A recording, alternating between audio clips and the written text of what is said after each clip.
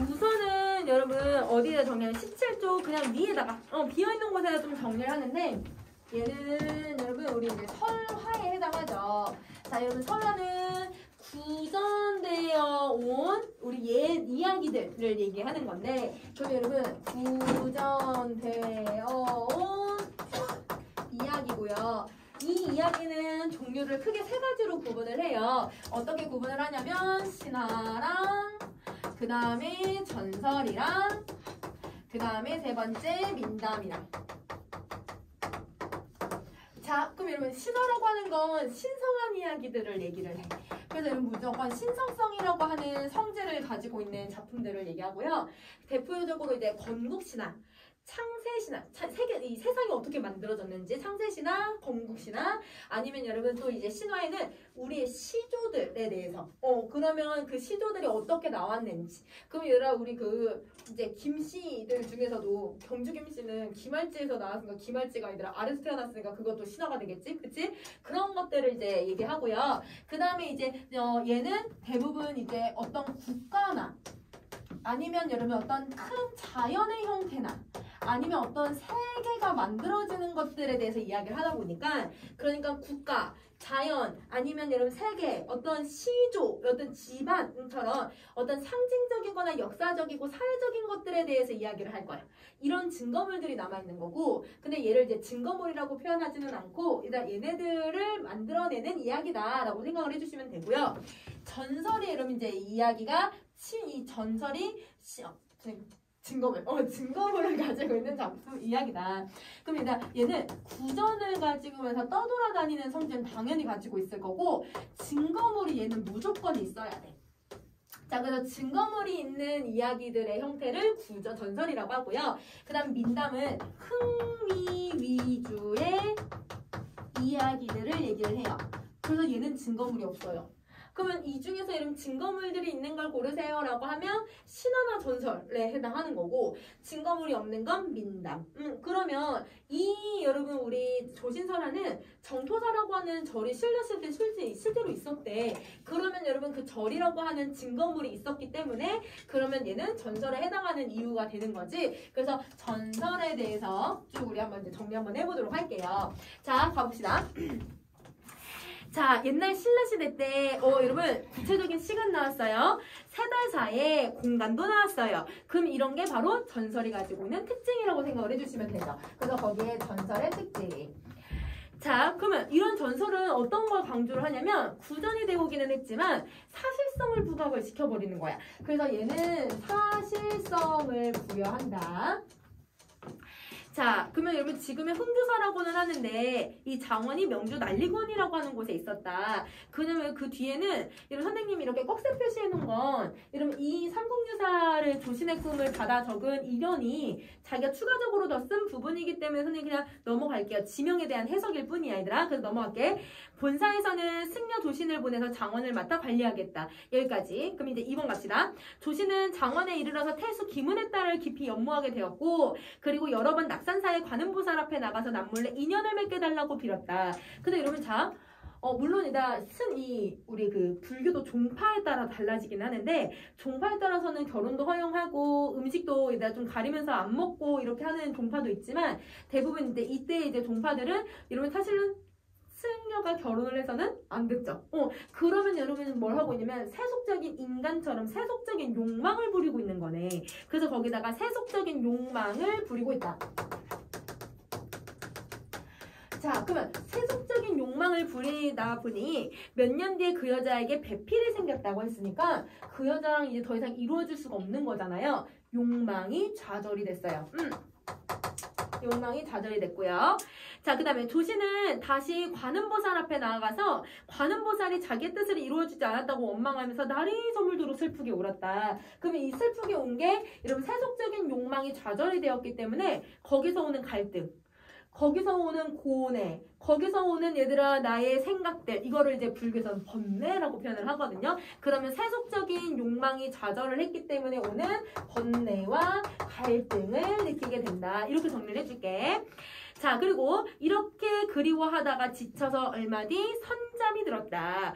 그러면 여러분 선잠이 든 건 좀 이따 다시 설명하고 꿈에서 김은혜 딸이 다시 기쁜 모습으로 문에 들어오더니 나 당신 너무 사랑해요. 이렇게 얘기를 할 거래요. 그러면 여러분 번뇌와 갈등에서 다시 뭘 하기 시작하는 거냐면 다시 이런 세속적인 욕망이 성취, 얘들아 얻어낼 수 있게 되는 거네. 그래서 여러분 욕망이 어떻게 얘들아 전개가 되고 있는지를 보여주고 있다라고 생각을 해주시면 되거든요. 자 그러면 여러분 우리 밑줄 그어야 돼요. 두 번째 문단 밑에서 두 번째 줄에 선잠이 들었다라고 하는 부분 보이니? 자 그러면 선잠이 들었다라고 하는 이 선잠은 여러분 이제 꿈속으로 들어갈 수 있게끔 해주는 장치야. 그럼 이렇게 꿈속으로 들어갈 수 있게 해주는 장치를 우리는 인몽이라고 하죠. 그럼 선생님이 이렇게 꺽쇠 표시한 부분에다 인몽이라고 써주시고 그러면 얘는 여러분 현실에 있던 애가 인몽이라고 하는 단계를 통해서 꿈속으로 들어가게 되는 거네요. 그죠? 꿈속으로 들어갔어요.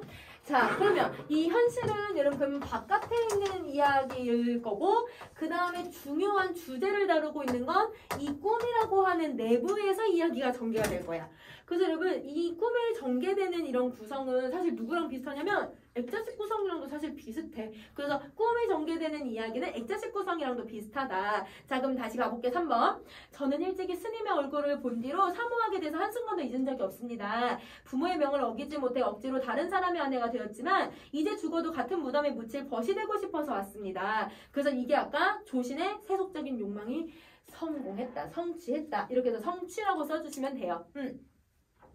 자, 그 다음 다시 할게요. 조씨는 기뻐서 어쩔 줄 몰라 하며 함께 고향으로 돌아가 40년을 살면서 자식 5을 두었다. 그럼 여러분 너무 후다닥 40년 지나지 않았니? 그러면 이런 전개를 우리는 요약적 제시라고 하죠. 자, 그 다음 다시 할게. 그러나 집이라고는 내벽뿐이고 콩잎이나 명 아주꽃 같은 변변한 끼니도 될 수가 없어서 마침내 시리에 차 있었다. 시리에 찬 가족들을 이끌고 사방으로 돌아다니면서 입에 풀칠을 하게 되었고 10년 동안 초야를 돌아다니면서 옷은 메추라기가 달린 것처럼 너들너들해졌고 그 다음 100번이나 기어 입어서 몸도 가리지 못할 정도였다. 근데 여러분 정말 100번 옷이 남아있지 않을 텐데 제가 그 원래 형태가 남아있지 않을 정도로 얘들아 옷이 이렇게 됐다는 건 좀 과장적인 표현이잖아요. 근데 이게 과장적인 표현은 맨 처음에 남아는 이렇게 표현됐을 거야. 한 번, 두 번, 한 10번 기어 입었다를 점점 구전이 되는 과정에서 점점 불려 나갔을 거야. 그래서 여러분 이런 게 여러분 왜 과장적인 표현을 이렇게 많이 쓰지? 왜 40년이나 이렇게 표현을 하지? 이런 과장적인 숫자들은 여러분 다 구전에서 이런 이 작품의 어떤 특성이나 작품이 가지고 있는 주제를 부각시키기 위해서 나타나고 있다라고 생각해 주시면 돼요. 자, 그럼 다시 할게요. 자, 그리고 강릉 해안령을 지날 때 15시나 되는 그나들이 굶주려 죽고 말았다. 분명 얘들아 40년 동안 살았다고 했는데 얘들아 그럼 이 사람들 나이가 50몇 살, 60살이 됐는데 아들이 아직 15살밖에 되지 않았어. 그러니까 여러분 좀 이제 이런 숫자들이 약간 다 구전되었기 때문에 정확하지 않다라고 생각해 주시면 돼요. 자, 그 다음에 조씨는 통곡하면서 길가에 묻었고 내 자식을 데리고서 그 다음에 우곡현이라고 하는 곳에 도착해서 길가에 띠풀을 엮은 집을 짓고 살았다. 부부가 늙고 병들어서 굶주려 일어날 수 없게 되자 10살 난 딸아이가 돌아다니면서 구걸을 했는데 그러다가 마을 개에 물려서 부모 앞에서 아프다고 징징댔다. 울었다. 자, 그럼 여러분 자 여기서 이제 이 둘이 이별을 하게 되는데요. 이별의 계기가 지금 여러분 4번에 잘 드러나요. 자, 이 4번에 어떻게 드러나고 있냐면 첫 번째 너무 가난해서. 그럼 여러분 이별하는 이유가 가난해서. 그 다음에 두 번째 자식의 죽음으로. 그래서 이렇게 정리를 해주면 될 것 같아. 자, 그 다음 다시 가자. 5번. 내가 처음 당신을 만났을 때 얼굴도 아름답고 꽃다운 나이에 옷차림도 깨끗했습니다. 한 가지 맛있는 음식이라도 당신과 나누어 먹었고 몇 자 안 되는 따뜻한 옷감이 있으면 당신과 함께 입었습니다. 집을 나와서 50년 동안 정분이 가까워졌고 은혜와 사랑이 깊었으니 두터운 인연이라고 할 수 있겠습니다. 여기까지. 지금 여러분 이게 아내가 이야기하는 발언 부분이잖아요. 아내의 말하기 방식을 좀 정리를 해볼게요. 자, 아내는 첫 번째 어떤 말하기 방식을 사용을 하냐면 우리 지난날에 되게 행복하지 않았니? 지난날에 행복했던 순간들에 대해서 쭉 나열해놨어. 그래서 여러분 지난 과거의 행복한 순간들을 나열하면서 이야기를 하죠. 이게 첫 번째고요. 자, 그 다음 두 번째도 갈게요. 두 번째. 자, 그러나 몇 년 이래로 이렇게 쇠약해져서 병이 날로 심해지고 굶주림과 추위도 날로 더해오는데 겹방살이 하찮은 음식도 다 빌어넣지 못해서 이 집 저 집 구걸하면서 다투는 부끄러움은 상과 같이 너무 무겁습니다. 현재 너무 비참하다. 그래서 여러분 현재의 비참함을 드러내요. 그러면 말하기 방식이 얘들아 과거하고 현재를 뭘 해주고 있는 거야?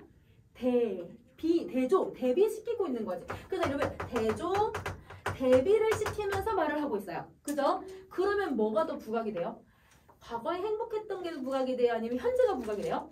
현재가 부각이 돼요. 그쵸? 자, 그 다음에 다시 또 한번 갑시다. 자, 그래서 이렇게 아이들이 추워서 떨고 굶주려서 돌봐줄 수도 없는데 어느 결에 사랑의 싹을 틔워서 부부의 정을 즐길 수 있겠습니까? 젊은 날에 고왔던 얼굴과 아름다웠던 얼굴도 풀리비의 이슬이 됐대. 이제 풀리비의 이슬은 아침에만 생겼다가 새벽 이제 아침에 해가 뜨면 없어져. 새벽에 생겼다가 아침에 되면 없어지거든? 일시적이라는 뜻이야. 아름다웠던 우리 순간은 일시적이었고 그 다음에 우리가 지초와 난초 같은 약속 너와 나의 굳은 맹세는 이렇게 회오리 바람에 날리는 버들송 그냥 한순간에 없어지는 것이 돼버렸다. 그래서 당신은 내가 있어서 근심만 쌓이고 나는 당신의 근심만 많아지니 곰곰이 생각해보면 옛날의 기쁨이 바로 근심의 시작이었던 것 같습니다. 여기까지. 그럼 여러분 지금 표현법 선에 거기 옆에다 써놓기도 했지만 비유적 표현을 가지고서 우리가 이제는 헤어져야 될 때가 되지 않았냐? 라고 하는 그런 근거를 계속 들고 있는 거죠. 비유적 표현을 통해서 여러분 왜 이렇게 고통스러운지 우리가 왜 헤어져야 되는지에 대한 여러분 우리 그 타당한 근거를 들고 있다. 이렇게 정리해 주시고요. 자, 그리고 여러분 선생님이 옛날의 기쁨에다가 세속적 욕망이라고 써놨잖아요. 그죠? 그러면 여러분 근심의 시작이라는 건 여러분 이렇게 옛날의 기쁨은 그냥 한순간이구나. 옛날의 기쁨은 그냥 내가 덧없이 그냥 흘러가는구나. 일단 덧없이 흘러간다 한순간이다. 이거 무슨 정서를 만들어내는 애들이야? 인생 무상이야. 그치? 인생 참 무상하다. 여기서 내가 인생 무상을 느끼고 있다라고 제시를 하고 있는 거야. 그래서 빈칸에 인생 무상이라고 써줄게. 근심의 시작 위에다가. 자, 당신의 나나 어찌 이 지경이 됐나요? 여러 마리의 새가 굶주려 죽는 것보다 얘들 여러 마리 새 이거 얘들 가족을 얘기하는 거지? 이것도 얘들 비유적 표현이야. 그지? 자, 그리고 여러분 짝이른 난 새가 되는 게 낫지 않겠냐? 그럼 짝이른 난 새가 뭘 얘기하는 거예요? 우리 이별하자. 이별을 비유하는 거죠. 자, 그리고 힘들면 버리고 편해지면 친해지는 것이 인정상 참아할 수 없는 일이지만 일단 힘들다고 우리가 가족의 인연을 끊는다는 거는 참 말이 안 되긴 하지만 그래도 가고 멈추는 거 역시 사람의 마음대로 되는 것이 아니고 헤어지고 만나는데도 운명이 있는 것입니다. 이 말에 우리는 이만 헤어집시다. 얘들아, 헤어지고 만나는 건 운명이 정해져 있다라고 생각한대요. 이 사람 무슨게 말하고 있는지 아시겠어요? 운명론적 세계관을 가지고 이야기를 한다. 운명론적 세계관을 가지고 이야기를 한다. 자, 그 다음 다시 할게. 자, 저는 자, 6번. 조신은 이 말을 듣고 기뻐했대. 이거는 우리 헤어진다 막 기뻐하는 게 아니라 동의하여 라는 뜻이에요. 동의하여. 그래서 여러분 이거 진짜 기뻐한다라고 하면 그 의미를 해석하면 안 돼. 동의해서 아이를 둘씩 데리고 헤어졌다. 저는 고향으로 갈 테니 당신은 남쪽으로 가십시오. 이래서 조씨는 이별을 하고 길에서 가다가 꿈에서 깨어났는데 이들 밑줄 잡아줘. 꿈에서 깨어났는데 그럼 이들 꿈에서 깨어났기 때문에 여기서는 이제 뭐가 나타나야 되냐면 우리 이제 꿈에서 깨어나는 걸 강몽이라고 하죠. 그래서 여러분 여기서 강몽의 단계가 나타나요. 그러면 강몽은 꿈에서 다시 어떻게 되냐면 현실이 되게 만들 거고요. 내부에서 다시 외부의 이야기로 나오게 되는데 근데 이 작품은 꿈하고 현실의 주인공이 모두 같아요. 그죠? 그래서 여러분 이 꿈하고 내부하고 이야기가 모두 다 동일한 인물들이 등장을 해. 그치? 그래서 동일한 인물이 등장을 하고 있다. 이렇게 정리를 해주면 될 것 같아. 자, 그 다음에 다시 가보자. 자, 그래서 이 희미한 등불이 어른거리고 밤이 깊어만 가고 있었다. 아침이 되자 수염과 머리카락이 모두 하얗게 새어 있었다.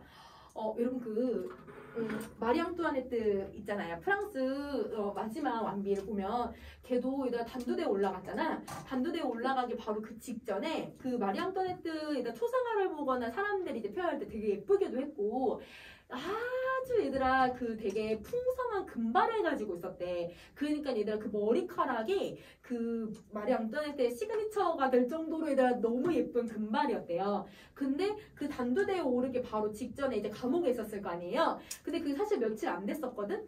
그 며칠 동안 단두대에 올라갔는데 사람들이 보고 다 깜짝 놀랐대. 머리가 다 새하얗게 변해서. 얘들아 너무 스트레스를 받으니까 자기가 죽을 거라고 하는 그 두려움과 스트레스를 받으니까 머리가 얘들아 하루아침에 그냥 진짜 하얀색으로 다 변해버린 거야. 그럼 여기서 머리카락이 하얗게 변했다는 건 그 정도로의 고통, 죽음에 대한 두려움, 이게 마리 앙뚜아네트의 모습이었거든요. 그러면 지금 여기서 조신도 얼굴은 그대로인데 머리만 하얗게 된 거야. 그럼 머리가 하얗게 됐다는 건 그 정도로 꿈에서 삶이 고통스러웠다. 이걸 얘기하고 있는 거네. 세속적인 욕망을 부렸기 때문에 얼마나 고통스러웠는지가 머리를 통해서 보여주는 거야. 그러면 자, 머리는요 인생의 괴로움을 상징하게 되는 거죠. 그래서 거기 빈칸에 괴로움이라고 생각을 해주면 될 것 같아. 괴로움. 자, 그 다음에 다시 가볼게. 조씨는 망연자실에서 세상 일에 전혀 뜻이 없어졌다. 얘들아 세상에 뜻이 없어지니까 세상이 참 더럽다. 인생 별거 없다. 이런 생각을 갖게 되네. 그러면 조신도 여기서 아까 아내와 같이 무슨 정서를 느껴야 돼요? 인생무상 느껴야 돼요. 그렇죠? 그래서 여기서는 인생, 덧없음을 느끼게 되었다. 고달프게 사는 것도 이미 싫어졌고 마치 100년 동안 괴로움을 맛본 것만 같아서 세속을 탐하는 마음, 얘들아 세속적인 욕망이 싹 다 사라져버렸다. 자, 10번째. 그는 부끄러운 마음으로 부처님의 얼굴을 바라보며 깊이 참여하는 마음이 끝이 없었다.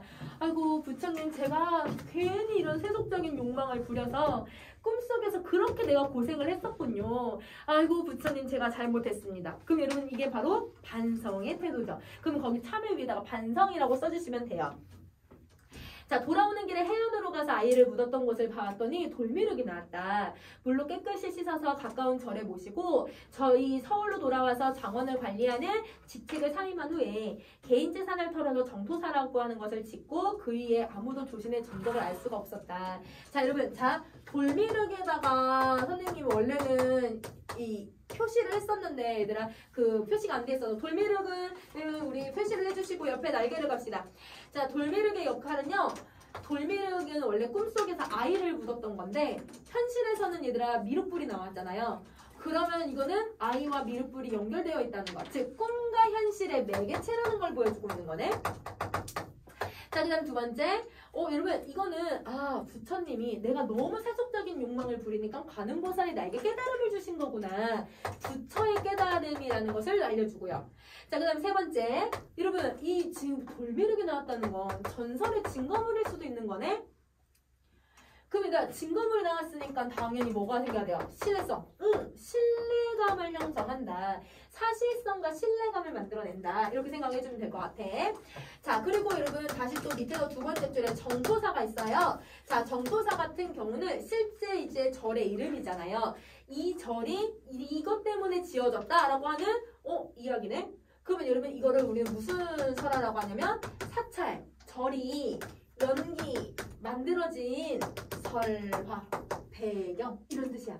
사찰연기설화라고 하는 것을 알려주는 증거물이네. 자, 그럼 이제 구조를 가자. 일단 구조는 저기 인몽, 강몽의 모습을 통해서 이거는 환몽구조를 사용하고 있구나. 그래서 환몽구조라고 써주시고 그리고 의는 몽자류 소설의 형태의 용량을 줘요. 자, 이런 몽자류가 아까 얘기했듯이 동일한 인물이 등장을 해서 그 인물이 어떤 깨달음을 얻어가고 있는지가 몽자류 소설인데 이 몽자류 소설의 모습을 보여준다. 이걸 잘 드러내준다. 자.